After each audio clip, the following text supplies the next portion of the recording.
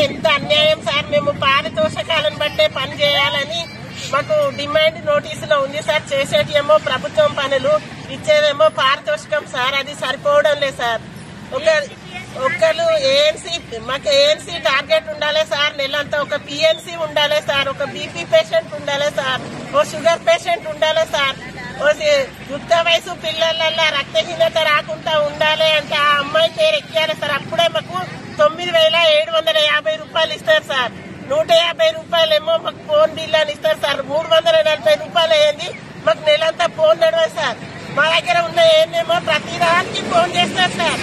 మాకు కావాలి ఇట్లా, మాకు ఏఎన్సీ టార్గెట్ కావాలి. ఏఎన్సీ లేకుంటే మీ బిల్లులు రావంటే సార్ మేము 20 సంవత్సరాలు అవుతుంది సార్ పని చేయబట్టి. ఆ కేసు ఏదన్నా ఒక కేసు ఒక పని ఉంటేనే దానికి తగ్గట్టుగానే అంటే ఆ పనికి తగ్గట్టుగానే వేతనం ఇస్తున్నారు. కానీ ఫిక్స్డ్ వేతనం అనేది లేదు. వాళ్ళ న్యాయమైన డిమాండ్ ఏంటిది?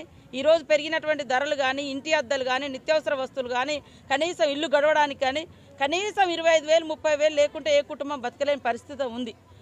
వాళ్ళందరూ పాపం లేడీస్ అంతా పొద్దున్నే బయటకు వచ్చి ఆ గ్రామాలు తిరిగి మళ్ళీ ఇంటికి పోయేసరికి ఇంట్లో పిల్లలు ఏమవుతున్నారో, భర్త ఏమవుతున్నాడో, అత్తమామ ఏమవుతున్నాడో అర్థం కాని పరిస్థితి.